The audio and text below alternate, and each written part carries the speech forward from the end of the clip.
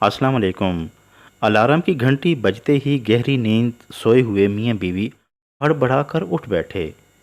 मियाँ दफ्तर जाने की तैयारी करने लगा, जबकि बेगम किचन में घुस गई और नाश्ता तैयार करने लगी। दोनों ने मिलकर नाश्ता किया और फिर मियाँ ने दफ्तर की राह ली, जबकि बीवी घरेलू कामों में मसरूफ़ हो गई। मियाँ बेचारे का रास्ते में कहीं मोबाइल फ़ोन चोरी हो गया। उसने तलाश करने की काफ़ी कोशिश की, लेकिन सब मेहनत बेकार। भागते हाँफते कांपते दफ्तर जा पहुंचा और दफ्तरी उमूर में मसरूफ़ हो गया।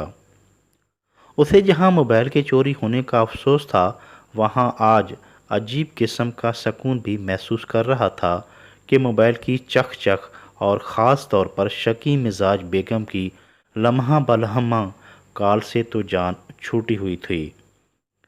वो सारा दिन इत्मीनान से दफ्तर में काम करता रहा।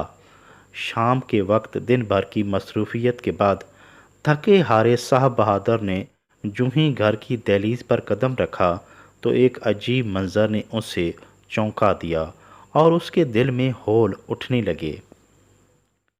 घर में सास और ससुर परेशानी के आलम में बैठे थे, जबकि बेगम साहिबा की आंखों में आंसू रवां थे और वो लरजते हाथों सामान पैक करने में मसरूफ़ थी। सास भी बेटी के गम में बराबर की शरीक थी, जबकि ससुर साहब गुस्से से बार बार घर के बैरूनी दरवाजे की तरफ बड़ी बेताबी से देख रहे थे। वो जैसे ही अंदर दाखिल हुआ, बेगम ने देखते ही एक दिलदोज चीख बुलंद की और माँ के गले लगकर रोने लगी। ससुर साहब लाठी उठाकर आगे लपके। खामद ने दरवाजे की ओट में पनाह ली और हैरान होकर बोला, क्या मामला है? मुझे कुछ समझ नहीं आ रही। कहाँ लेकर जा रहे हैं मेरी बीवी को? खैरियत तो है? मुझे भी तो कुछ बताएं। बीवी ने चीखते हुए कहा, हाँ, बहुत मासूम बनते हो। घर को उजाड़ कर पूछते हो क्या हुआ। इतनी देर में सास उठी और बेटी का मोबाइल उसके सामने कर दिया, जिसके इनबॉक्स में एक ख़तरनाक किस्म का मैसेज मौजूद था, जो कि बीवी को खामद के नंबर से आया था।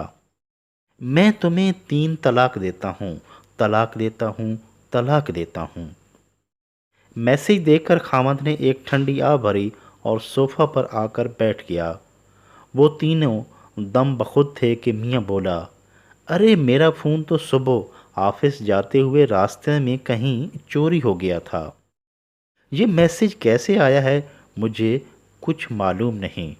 मैं भला तलाक जैसा नापसंदीदा काम क्यों करूं, जबकि मुझे अपनी फर्माबरदार बीवी से कोई शिकायत भी नहीं। खामद की इन बातों से वो तीनों कुछ हौसला तो ज़रूर हुआ, मगर ससुर साहब संजीदा लहजे में बोले, चोर को मोबाइल से गर्ज थी जो उसे मिल गया, मगर उसे मेरी बेटी को तलाक का मैसेज भेजने की क्या ज़रूरत थी? कुछ तो गड़बड़ है। मियाँ भी ये बात सुनकर परेशान हो गया। वो चंद लम्हे सोचता रहा और फिर उलझन के मारे उसने बीवी के मोबाइल से अपना नंबर डायल किया, तो चोर ने फ़ोन उठाया।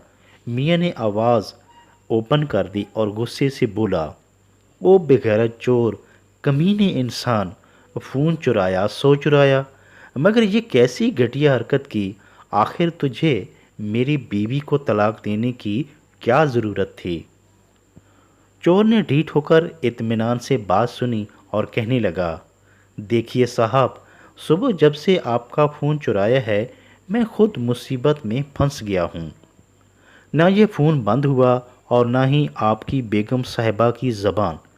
कोई 20 कॉलें, 40 वॉइस मैसेज और 50 के करीब एसएमएस आ चुके हैं। अगर इन सब को पढ़कर सुनाऊं तो आपके 14 तबक रोशन हो जाएंगे। हल्के फुल्के मैसेज कुछ इस तरह के थे, फ़ोन क्यों नहीं उठा रहे? कहाँ मसरूफ़ हो? क्या कर रहे हो? कब आओगे? आज तुझे क्या हो गया? जवाब ही नहीं दे रहे हो। आते हुए ये ले आना, वो ले आना, और हाँ, ये भी ख़त्म हुआ पड़ा है। जल्दी से सीधा घर आना। دیکھو فلاں چیز تو بالکل ہی ختم ہو گئی ہے، میری چیز لانا نہ بھولیے گا۔ صاحب جی، میں تو بار بار بجتے فون اور بیگم کی الٹی سیدھی باتوں سے پاگل ہو گیا۔ میں نے چند لمحے سوچا اور پھر طلاق بھیج دی۔ اللہ کا شکر ہے میری یہ تدبیر کارگر ثابت ہوئی۔ پھر نہ فون بجا اور نہ ہی کوئی میسج آیا۔ اب آپ خود بتاؤ، میں ایسا نہ کرتا تو کیا کرتا؟ فون بند ہوتے ہی ساس اور سسر کی سانس میں سانس آئی۔ وہ ساری صورتحال سے آگاہ ہو چکے تھے۔